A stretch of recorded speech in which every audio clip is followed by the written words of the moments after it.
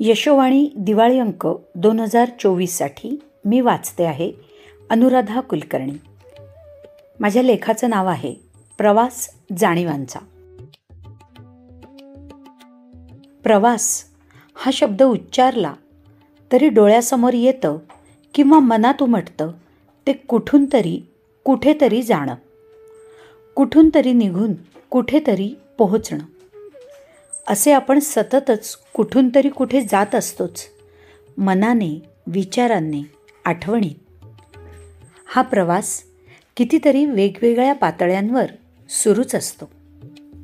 ह्यात कधी दुखावले जात, कधी आनंदत, कधी शहाणे होत, तर कधी शहाणपण अस्तित्वात होतं का कधी असा प्रश्न पडावा असे फटके खात जगणं.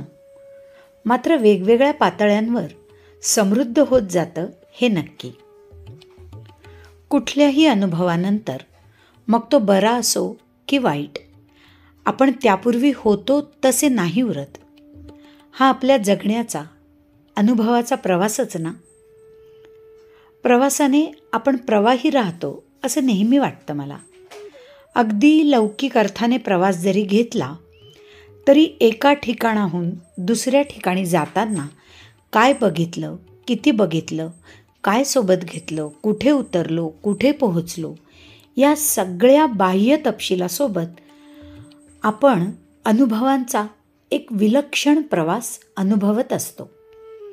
ह्यात स्वीकार असतो, पर्याय नसलेल्या गोष्टींवर, अनुभवांवर आपण कसं व्यक्त व्हावं याची निवड असते आणि अनेक आठवणी घेऊन पुन्हा आपल्यात परतताना आपण निश्चित स्वतःचे एक वेगळे परिमाण मिळालेले रूप घेऊन येतो. जगणं समृद्ध करण्याचा हा प्रवास आपण कित्येकदा अनुभवतोच. मला पुस्तकांसोबतचा प्रवास असा विलक्षण आवडतो. किती मागे जाऊन आठवलं तर ह्या प्रवासात वयाच्या वेगवेगळ्या टप्प्यांवर पुस्तकांच्या सोबतीने केलेले समजेचे, जाणीवांचे प्रवास लख्ख आठवतात आणि आपण दर टप्प्यात स्वतःला नव्याने कसे दिसलो, कसे दिसतो यातली गंमत आजतागायत संपत नाही.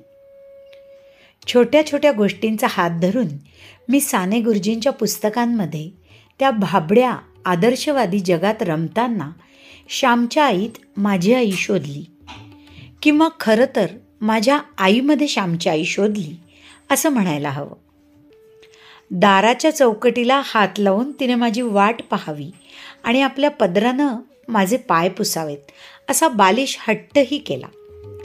संस्कार ह्या कृतीच्या पलीकडे असतात हे समजण्याचं वय नव्हतं.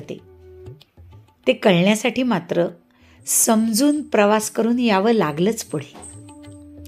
हॅन्स अँडरसनच्या परिकथांचे गारूड त्या स्वप्नील जगात मनातल्या मनात स्वतःला मनसोक्त फिरवून आणेपर्यंत उतरले नाही.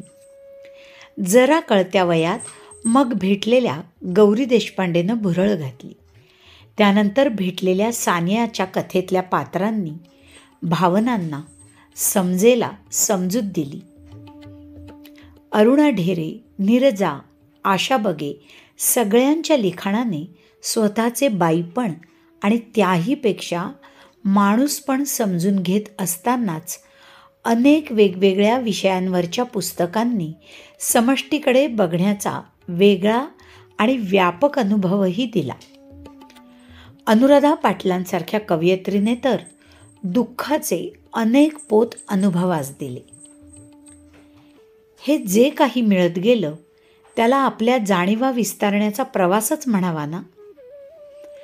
पुस्तकांच्या सोबतीने सुरू असणाऱ्या ह्या प्रवासाला थांबण्याचे, मुक्कामाचे ठिकाण असणारे कुठे याचे उत्तर नाही माहीत मला. पण ह्या प्रवासात मला आजवर काय मिळालं याची यादी करू म्हटलं तर सगळी समृद्धी, श्रीमंतीच दिसते. आजूबाजूची माणसं, त्यांचं वर्तन सगळं समजण्याची एक दिशा मिळाली.